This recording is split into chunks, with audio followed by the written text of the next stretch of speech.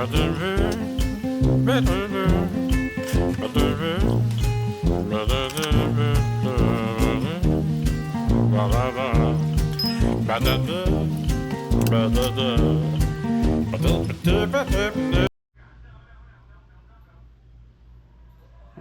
YouTube family.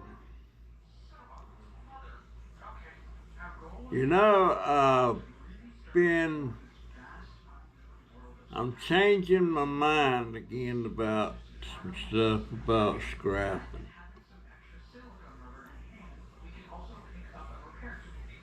I've been out there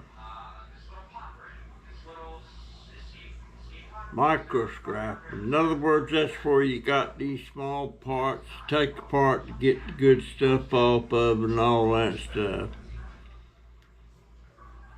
And get the good aluminum and whatever. I'm sitting out there working, and the only thing that I can do scrapping that I can do is the cans, the aluminum cans, and electric wire. In other words, you get an appliance, cut the wire off, save the wire.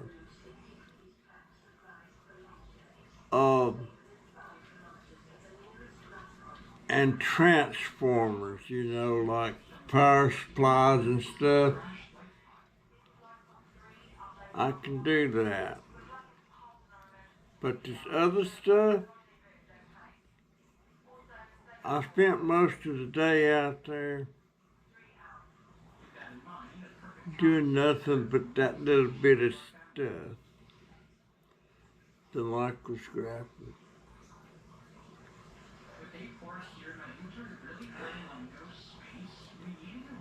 And it's kind of messy. It's kind of messy.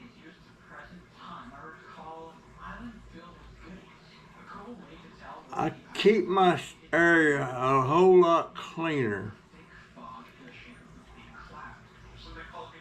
if we forget about that little bitty stuff, that I like to piddle with, but it's not worth it. But I think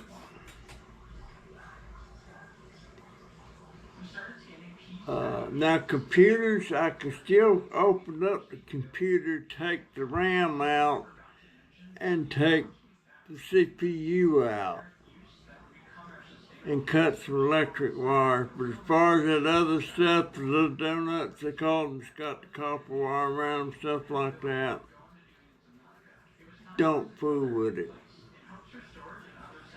Put it out the curb and let some other scrappers go at it.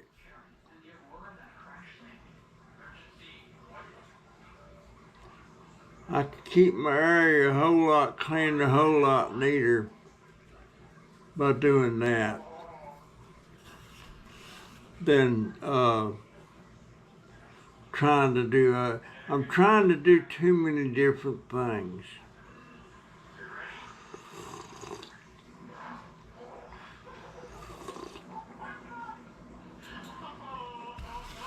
So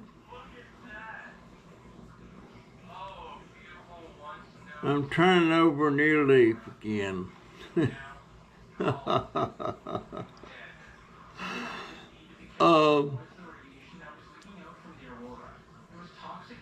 It's really,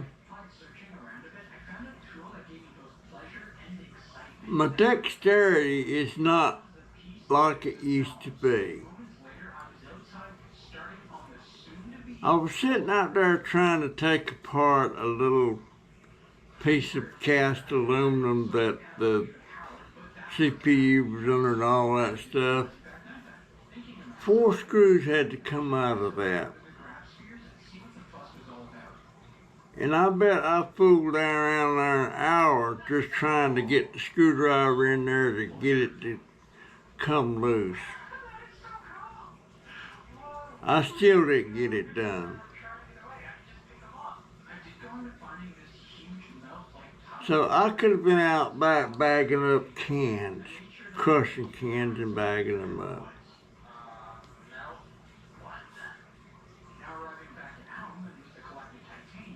So I think I'm going to just stay with the cans,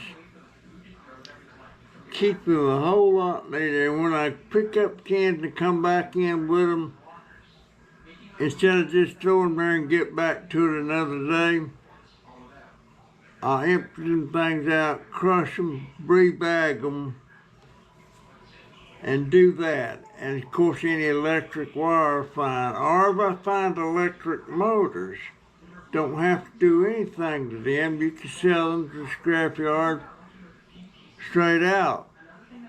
They'll buy them.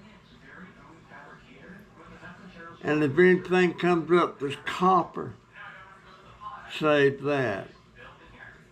The electric wire.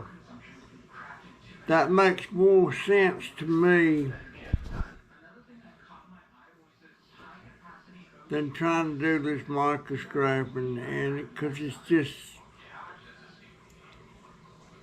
the return is so small.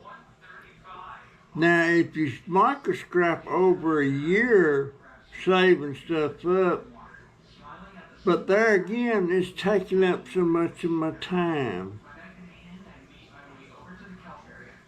And it tends to get cluttered. So, what do y'all think? Do you think that's the right way to go for me to do here? I've got to I've got to try and generate some income of some kind, which is very little, to say the least. I need things.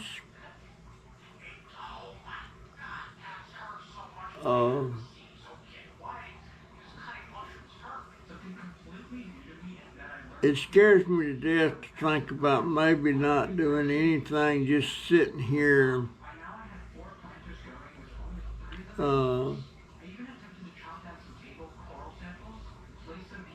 not got anything going, you know. I can't do that. I call that just you sitting here dying on the vine.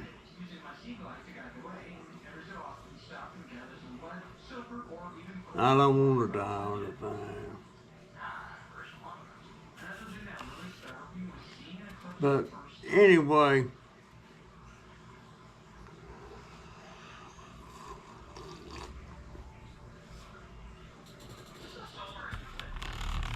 what the heck is that?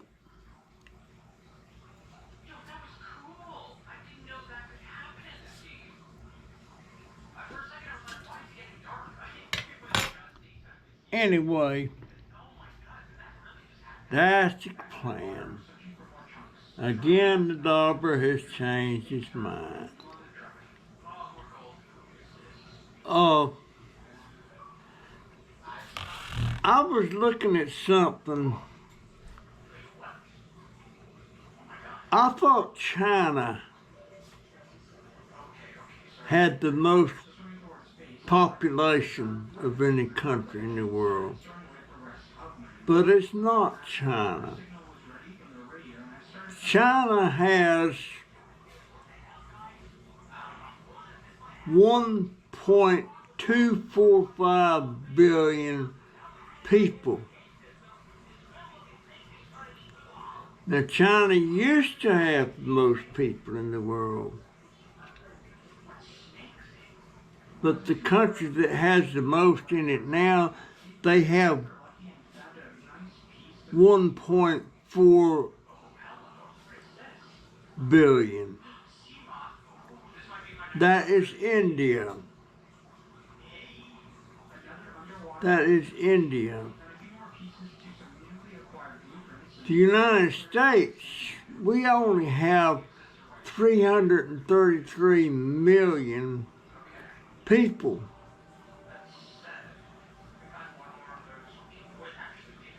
And that means China and India has approximately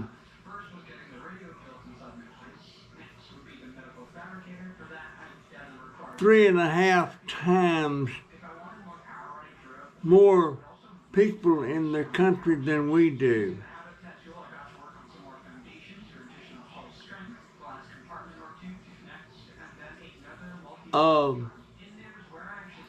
I wish I could recall what the population was in Canada. For the size Canada is, it has a very small population.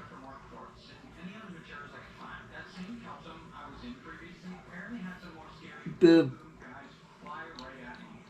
people that we call the minds of the world, the thinkers and stuff, say that the world, the earth, can only support about 7 to 8 billion people. But on the other hand, there's 7 billion people on this earth right now and growing.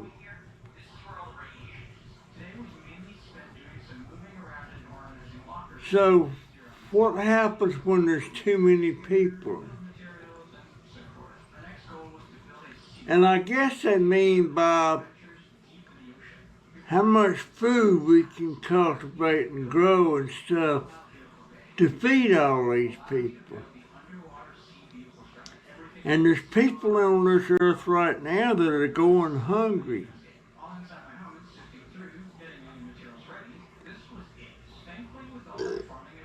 Do we get to some point where they say, we gotta stop having so many babies? You're only allowed, say if you get married or something, you're only allowed to have 1 or 2 children. You can't have bigger families. And not even if you're married, you just say if you're a woman, you're only allowed to have 1 or 2 children. And there's people out there, there's women out there that's not married and keeps having babies just to get the welfare. Do we wind up in saying if a woman has 2 children already, that they forcibly take her to the clinic and sterilize her or do whatever they do? Or if a man fathers, say he's allowed to father 2 children,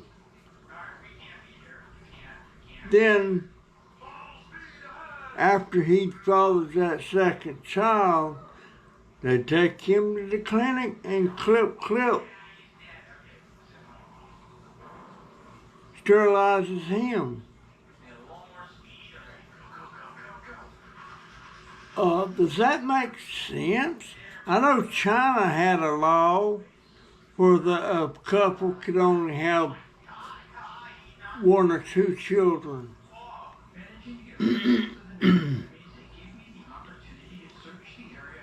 Is that what it's coming to?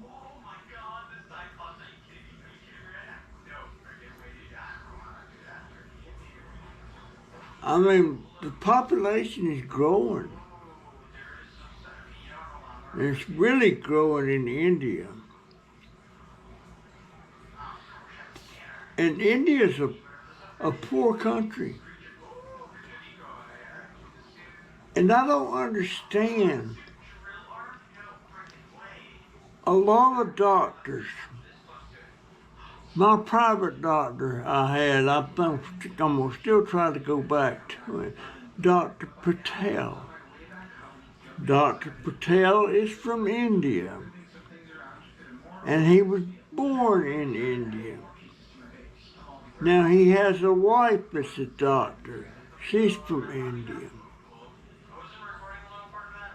There's all kind, and every time I go to the hospital,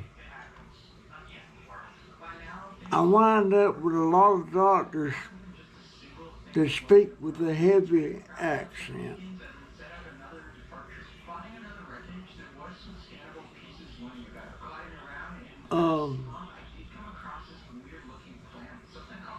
Why could some people like come from India, be a doctor and all that stuff, and the country's so poor? And I asked Dr. Patel, I said, why is India so poor? It's not so poor. Well, that's not the image they produce.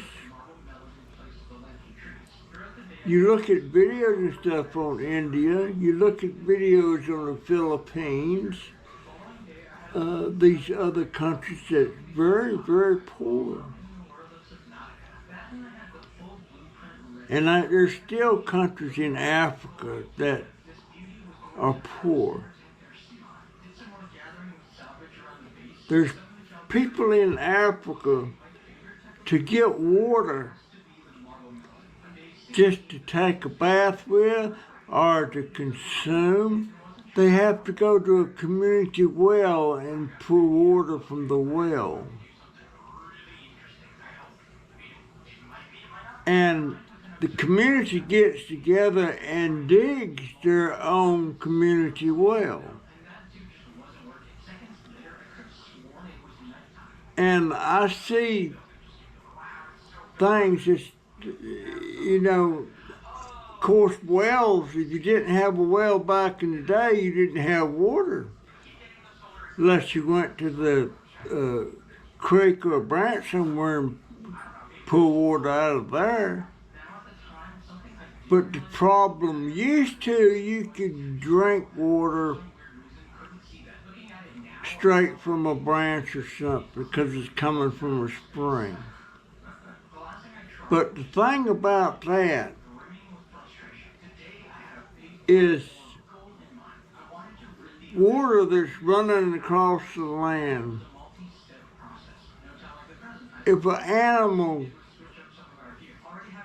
dies in that water, or they take a poop in that water and everything, you drink the water, there's a good chance you're going to get something called Giardia.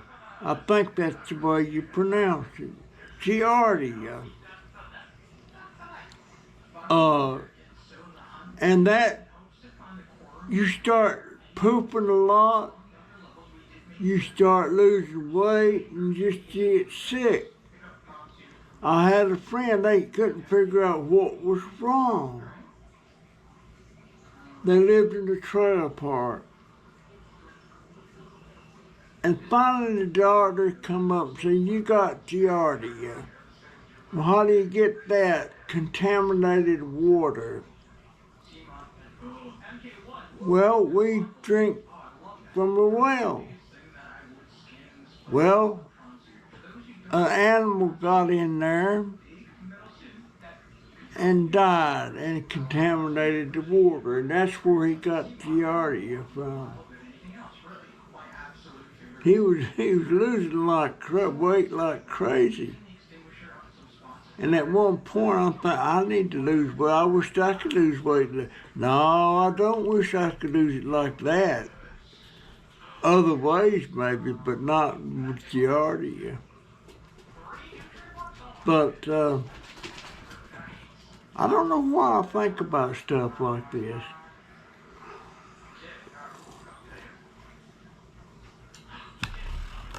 Nothing like a cup of good coffee.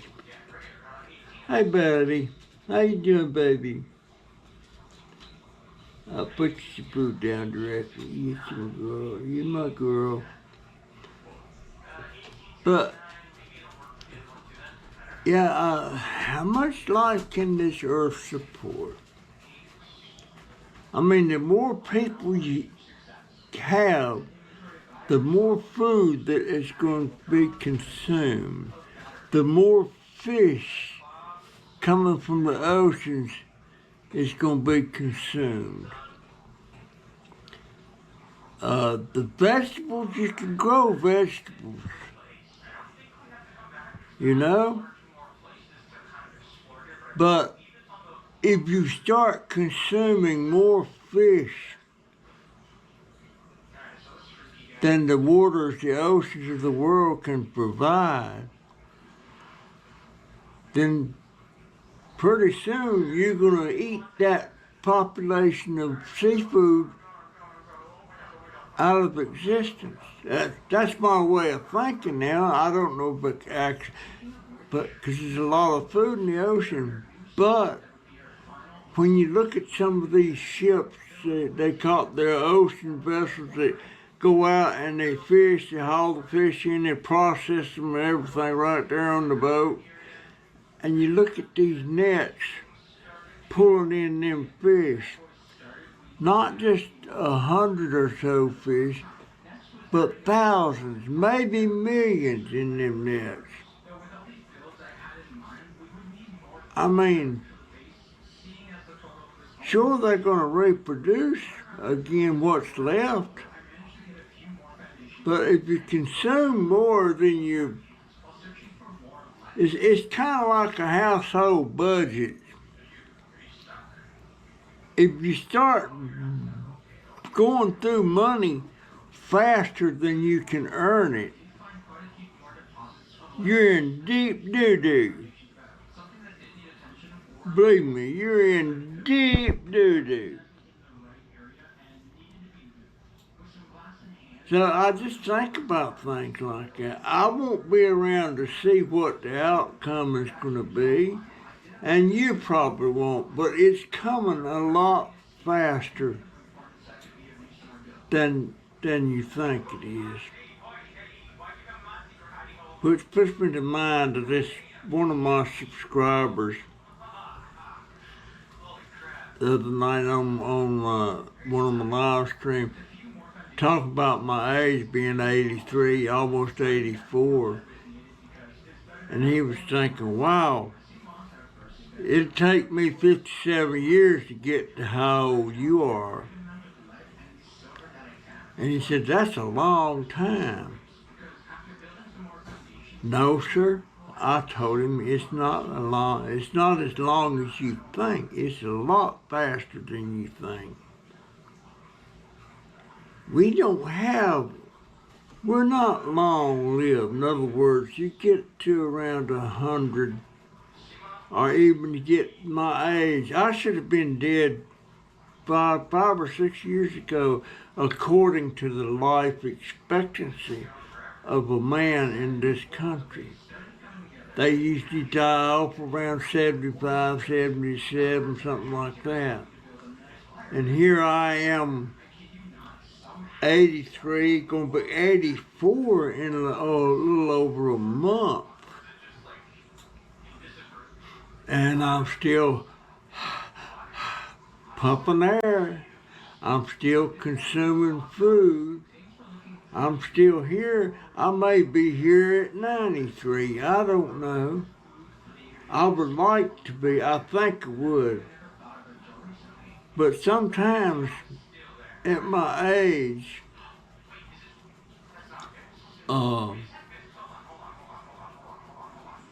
you get these spells. Like last night, I feel comfortable when I go to bed. But after about 3 or 4 hours, I start getting all these nerve pains in the lower calves of my legs and the top of my feet. Just burning and hurting, wakes you up. Now, in my medication, I take something called gabapentin. And gabapentin initially was for people with epilepsy. It wasn't intended to be used for nerve pain. But some doctor somewhere figured out that when somebody has neuropathy bad, that gabapentin helps it. Well, too much gabapentin I always thought was too bad for him. So they had me on taking one gabapentin in the morning and one in the evening. So I'm like, okay, I'm going to quit taking it in the evening. I'll just endure the pain. I've always been able to tough it out on pain. But as my neuropathy got worse, the pain got worse. And it just hit me last night. You idiot. You quit taking your gabapentin in the evenings and you're getting that more pain. So I immediately got up and took a gabapentin. And I sit on the side of the bed for about an hour just sitting there. And finally the pain subsided and I went back to bed. So I'm putting myself back on that one in the morning and one in the evening on the gabapentin. I don't want to. I don't want to. And I get sucked in these ads that comes on about type 2 diabetes is completely reversible.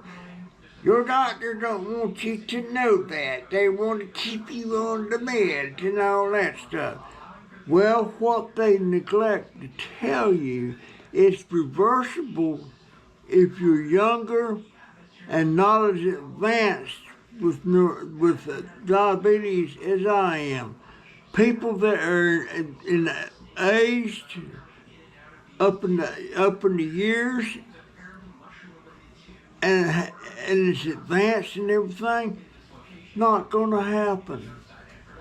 It might happen every once in a blue moon, but they don't tell you that the people that come on them internet ads and want you to watch this thing they got going there, all they want to do is sell you their ads.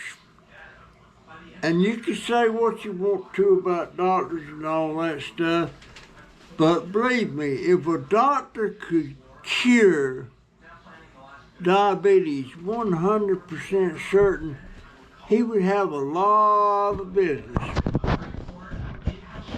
And he wants business. But I don't think that they deliberately hide a cure just to push meds on that. I don't believe that for a heartbeat. Now, doctors, they're infallible too. You know, they can make mistakes and all that stuff. But I wish I could get rid. Now, when I first got diabetes, if I'd have worked at it then, it could have been reversible. But here's the thing. The doctor never told me then, if you do this, you can get rid of this diabetes almost for sure. If you don't do this, then it's just going to advance. Nobody told me that. At least not to my way of understanding, stuff. Nobody never told me that. All right. Enough of the world problem. Well, I got another problem. Well, I don't have it. When I was about 8 or 9, and there's a lot of kids. We lived in Broad Creek Village. Kids out playing all the time, not sitting in the house with their nose stuck on the video games and stuff and everything. And there was this little girl. She was about our age. And there hardly wasn't a day go by where we didn't see that girl. Her name was Linda Watson. Getting a spanking out there in the yard for something. And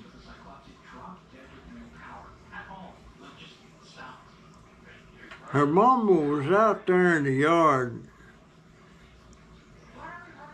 and Linda got a spanking because she walked out of her yard over to our yard. And the mama come outside and seen her over there, and her mama got a switch. And the little girl had a dress on, and she's barefooted.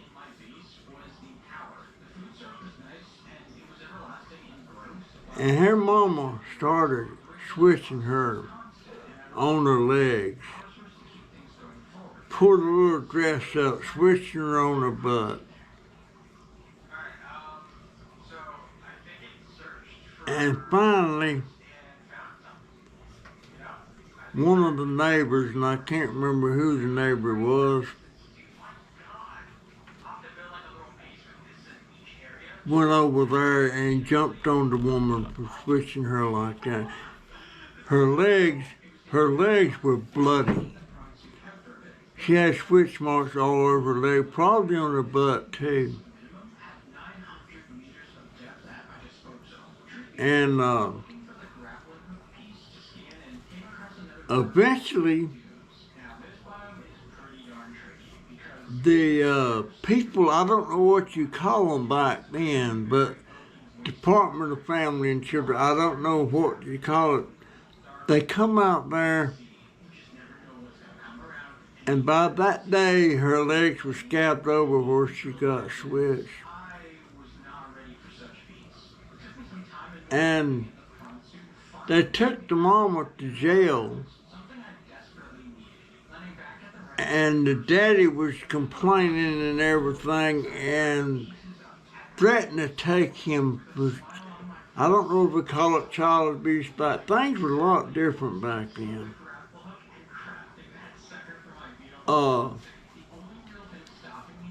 But they took that little girl away. I don't know what the outcome was because the family moved away. But I mean, I've had spankings before. But it was mama always spanking. I can't recall one time that my daddy ever spanked me. But I can remember times my mama spanked me.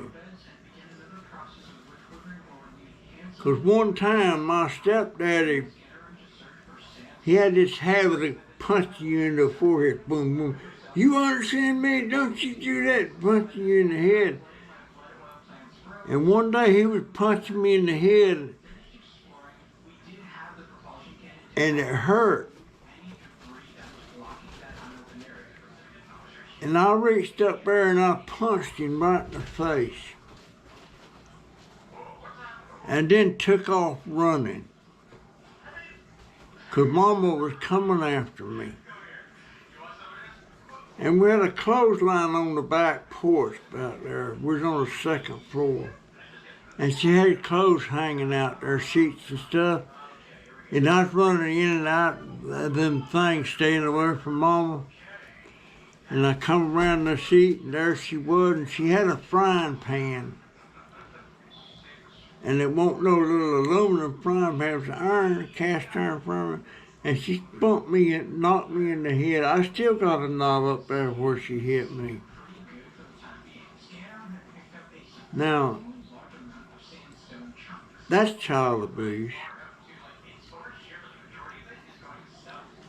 But I don't. Mama was vicious when she got going. She was vicious. Uh, I don't think she ever liked me. I don't know why. She never liked me or any my two kids. She especially didn't like Jennifer.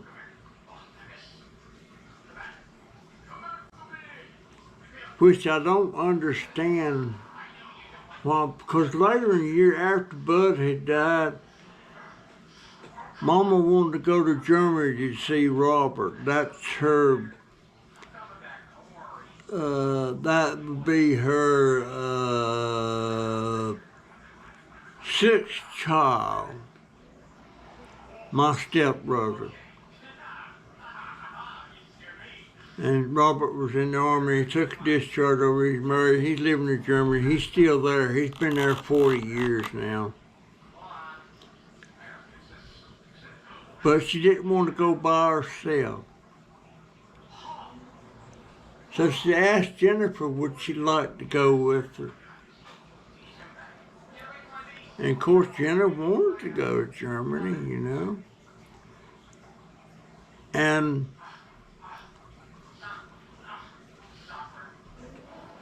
off they went. They were gone for 2 weeks. They flew over and flew back.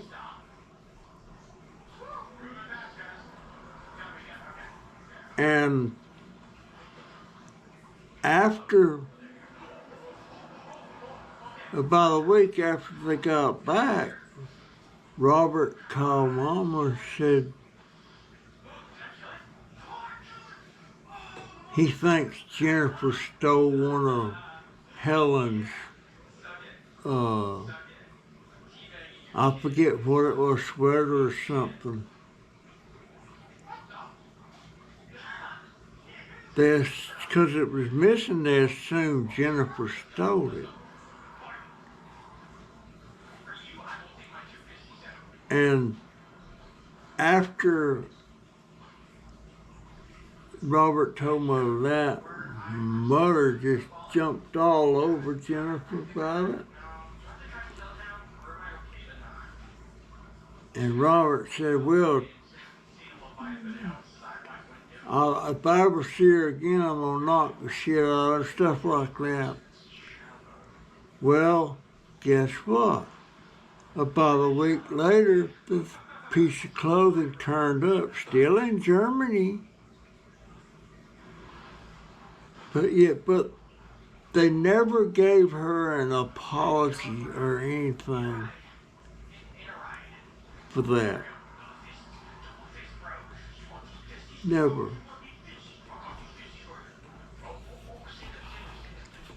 But that was my mama. Plus, I cannot recall one time. I think about it. I can't recall one time that Mama said, I love you, Mac. I can't think of one time my daddy ever told me that.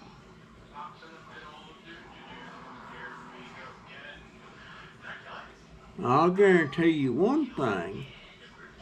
If you go in there and ask Jaden right now, when's the last time Poppy ever said he loves you?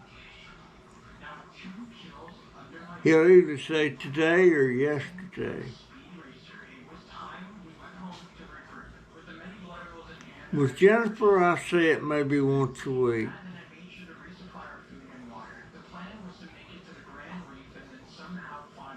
But they're so used to that, they just shrug it off, you know, but I always say that.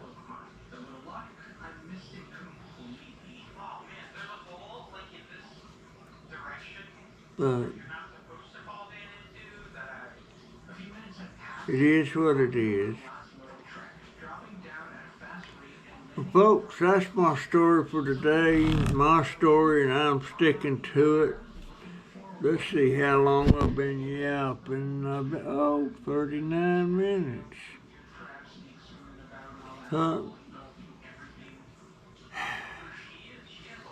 World population. How many people can this world support?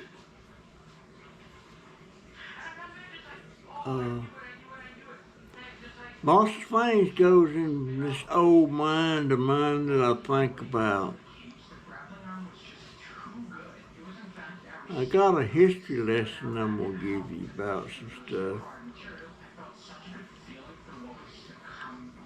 But not in this video. But anyhow, folks, that's my story. I'm sticking to it. I'll see you in the next one. See ya.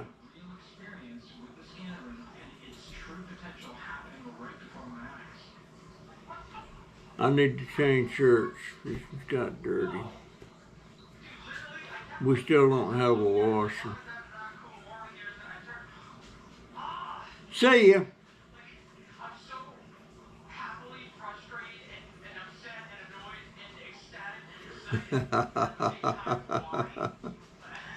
I'm sitting here. I'm thinking, what will I do next? That's how my mind said. I said, see, so that means I need to say, you know what? GoPro.